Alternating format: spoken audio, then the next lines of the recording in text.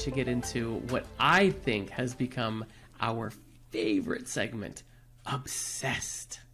Obsessed. I'm obsessed. So I need to know right now, this very minute, what are you obsessed with? Look, I'm first and foremost obsessed with all Clad cookingware. But I feel like that's boring. But I will tell you, I collect it. And for every Christmas and every birthday, my husband's like, what do you want? And I'm like, all Clad. Buy me like a skillet. I love it. Because they last forever. I have pieces of all Clad that have been with me for 20, 25 years. And it cleans up so nicely. It's stainless steel. It's so pretty. But that's not my selection. I am just going to... Yeah, I'm going to throw that out because I love all Clad. And I will always be obsessed. But I am formally obsessed with Peacock. I finally, because of business purposes. Of course, it's all business. I finally got it. I would like to take quasi credit for the Peacockage because, well, you know. You did. You told me to. And if we're going to be discussing things like we have a segment today, which is straight off of Peacock, Real Housewives of Miami. Oh my God. I mean, but the app itself is kind of trash. It's not populated yet with enough great things to keep me interested.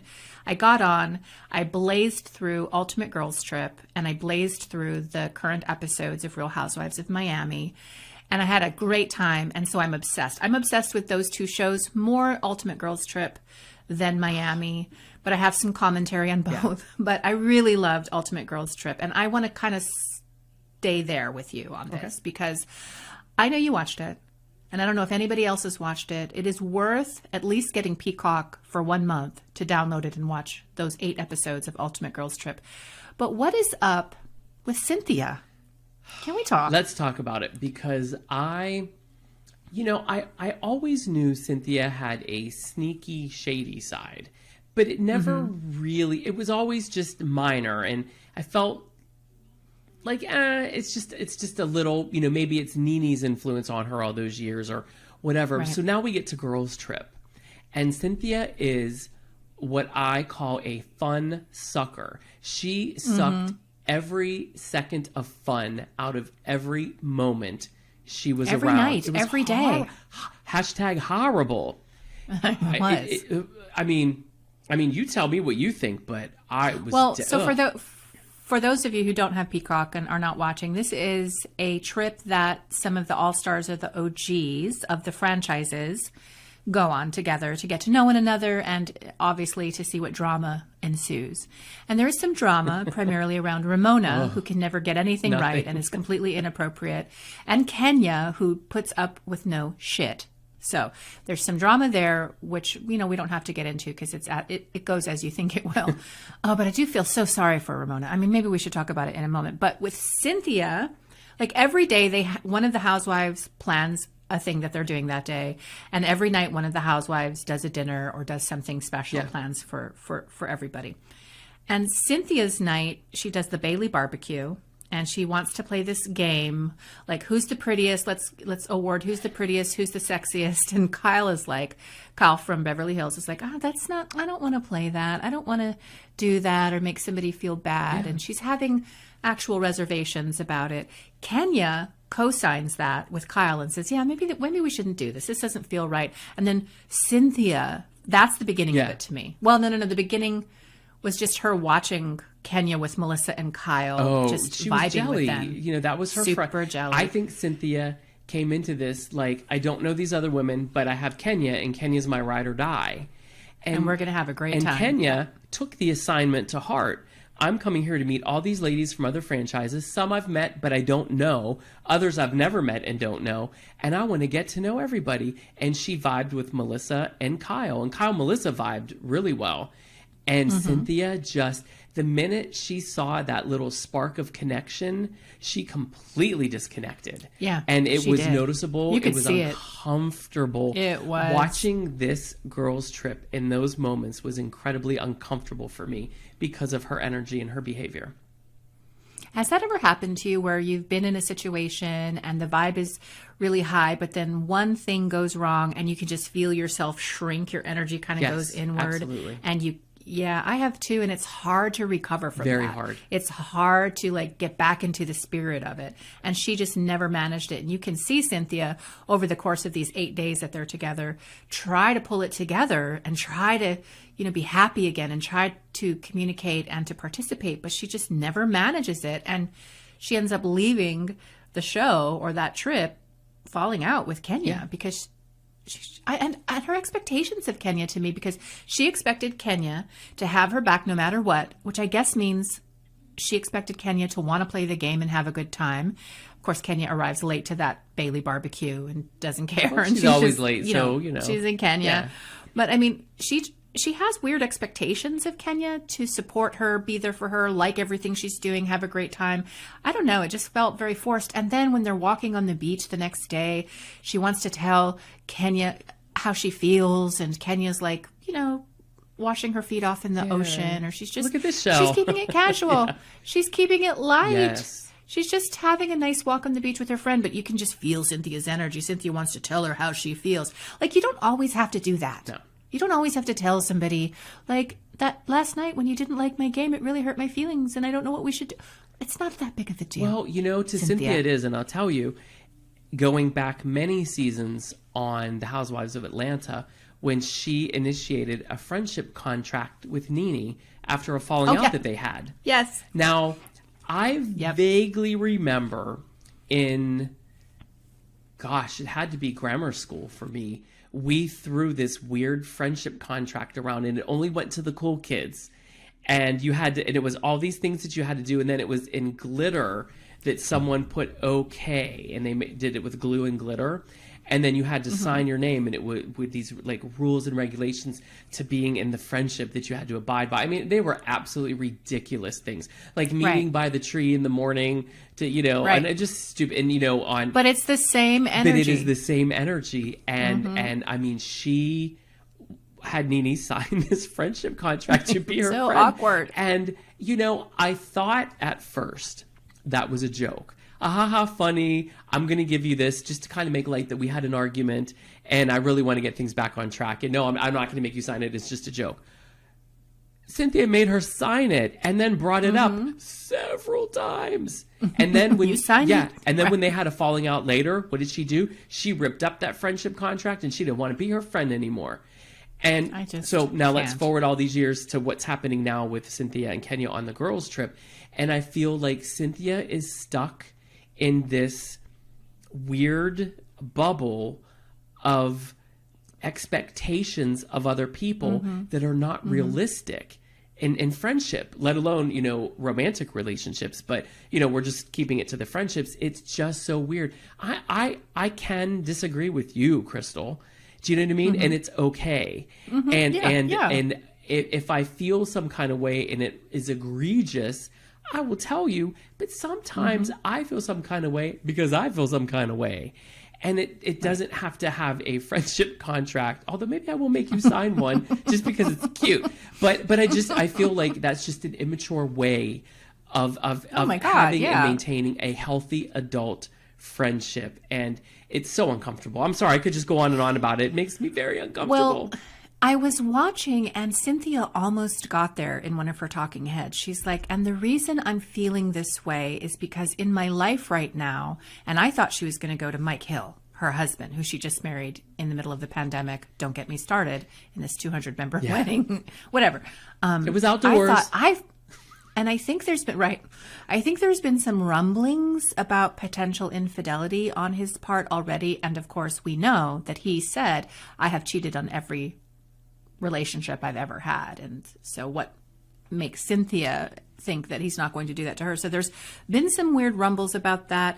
Now she's off of the franchise and she says she decided to leave. We all know her contract was not offered. She was fired because probably she's the least interesting, I would say. I mean, but she was a good balance, I think, between all of the crazy banshees in that cast. She was just a nice, In the beginning, I think it became very fake and very forced in the end. And I feel like she tried to be a certain way to keep the interest.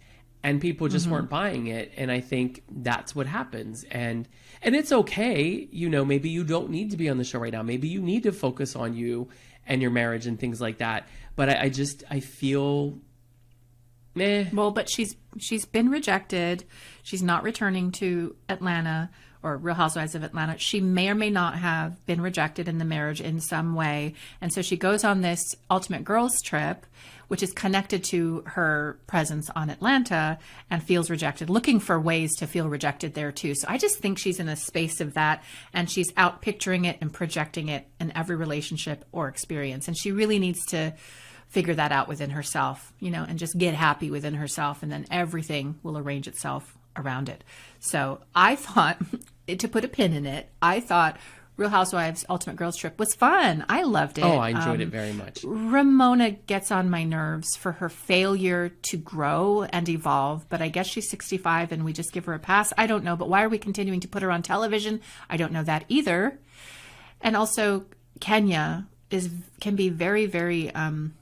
sometimes she's just mean, like that last dinner when Ramona's trying to connect with that guy John that she likes, who's got the restaurant, and they're throwing a dinner out on the beach, and then Kenya is just picking at her, and Luann is purposefully flirting with the guy to just get under Ramona's skin. Like, some of it was just mean-spirited. I don't like that part about it.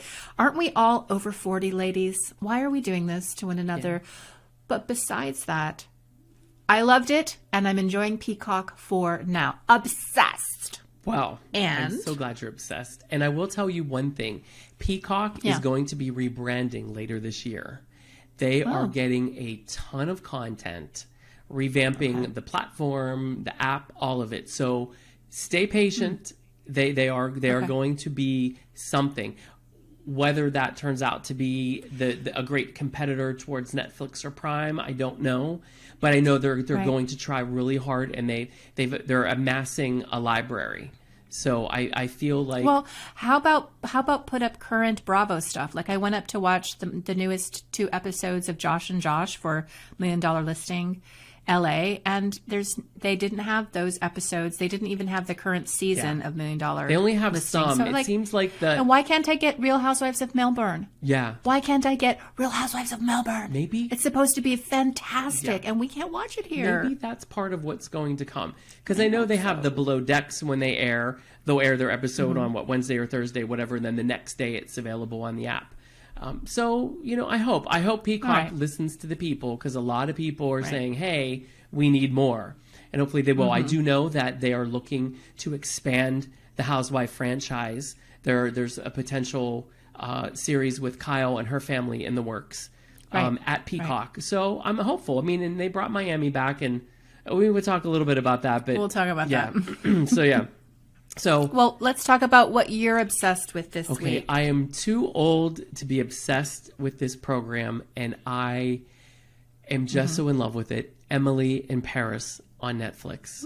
So, okay, I have not watched this it at is all. So cute. You will probably love it. The music is outrageously cute and quirky and kitschy. It's very French. It's very Parisian.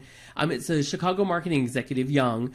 Her name is Emily Cooper, and she's hired to provide an American perspective at a marketing firm in Paris. And the reason she gets to go is because her boss ends up pregnant and can't go. So she goes, and of course she doesn't speak French, and she's got this American idea of what Paris is and what French culture is, and she clashes. I mean, it's stereotypical, you know, there are French tropes and American tropes and all that. But I mean, I don't know. It's just so cute to me. Fun? Yes. And Lily Collins plays Emily Cooper, and she is delightful and quirky, and her hair is on point. Her fashions are incredible. This cast, her outfits are just amazing. I mean, they're a character in and of themselves. And this cast is amazing.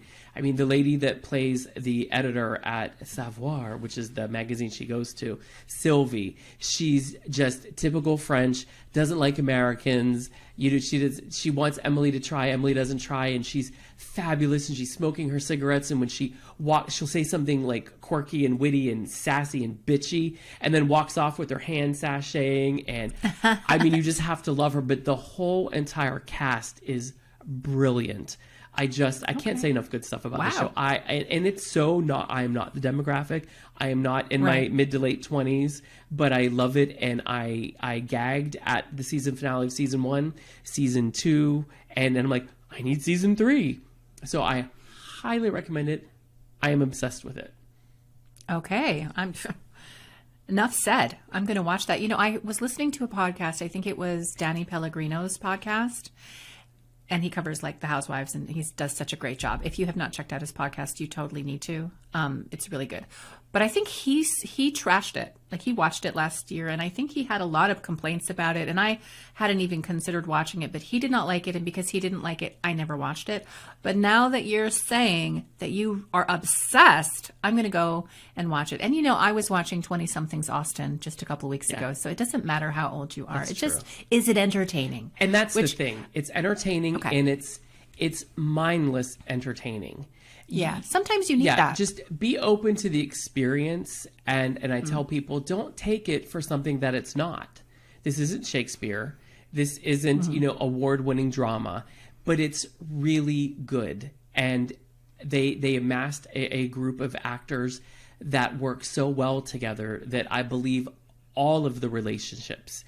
And, you know, Kate Walsh has a cameo in a couple of episodes. She plays the American boss. And I love her. She's just Grey's Anatomy. Yes, and what was that spinoff? I loved it, whatever it was. Yeah, with the medical practice. The practice? Something like that. I don't know. No, I don't think, was it The Practice? I don't have any idea. I don't know. I can look it up. I'm going to Google it as you continue to talk. Go ahead. So, she's delightful. She's quirky. She has a little bit more of a prominent role towards the end of the second season. And she... I love watching her spar with the lady that plays Sylvie. It's like, you know, two catty, bitchy women coming at each other, one with a very American idea of business, one with a very French idea of business. And, you know, they're going to butt heads and who's going to win. It's delightful. It's delightful. I'm sorry. It's delightful. I'm going to watch. And I haven't found it. It just said The Good Doctor, but that's not her. That's a different show, right? Yeah. Private practice. Private practice. That was good. Yeah, that was good. I liked that. It was so good we didn't remember the name. I know. I mean, it's been a while. That came out 2007 to 2013. So that was quite a while ago. Can you believe that? I can't believe it only ran for 6 years. Yeah. When you think Grey's Anatomy's been on for like 328 years. I can't believe that's still on. Every now and then I'll see a commercial for it. I'm like, are people still watching and this? And apparently they're still obsessed with it. We're not, because we have other things to be obsessed about. But didn't Shonda leave? Is she still producing I think she's still credited as like the executive producer, but I don't think she's on the day-to-day. Because she's focusing on Bridgerton, which, by the way, I know we'll talk about it at a later time. The season 2 is coming out. I don't understand you at all because it was so fantastic, Brian. I know you're a prude, though. I know some of those scenes are a little bit much. A little bit, but I can get past some of that because there was like a scene in Emily in Paris in season 2 that I was like, but I mean, I got over it. That is so adorable that you're scandalized. Oh my God. And I was like, a scandal. Yeah, but you didn't like Bridgerton? Look, well, you know, I don't like very overt, like graphic, nasty, violent. It wasn't nasty. Sex. I don't know. It was not violent sex. What are you talking? That was not violent sex. It was overt, but there were some scenes that were just like a little bit. Yeah, Escandalo. I couldn't take it. No, so good. I couldn't take it. You're gonna watch. We're gonna cover it. We're going to probably cover every episode of Bridgerton season 2, and we're going to talk about it every week. It'll probably be an extra special for people who follow us. We'll maybe put it up on a Patreon or something, but we are covering Bridgerton too. And come on, sexy daddy, we're going to get into it. I mean, clearly you're running my life now, so I must listen and obey. Yeah, well, we'll just give it a try. I think it's going to be great. There's just one show I won't watch. Are we going off the rails here now? It's fine. It's fine. One show I can't honestly get into is Sister Wives. Let me just say that. It's so boring. I told you. I knew you were going to say that. Here's the thing, though. When I read the recaps, I'm fascinated, but I don't want to watch it because I'm just sitting there and I'm like... I understand. And I think everybody who watches this show completely understands what you're saying because it is objectively quite boring, but everything that's happening under the surface, I mean, the polygamy and yeah, it's so the fascinating. divorces and catfishing and the basement wives of it all. Like, I get it though, but we might have to continue to talk about what's going on just as they progress. But we don't have to cover episodes or anything. I'll let you off the hook on the Sister Wives. Best.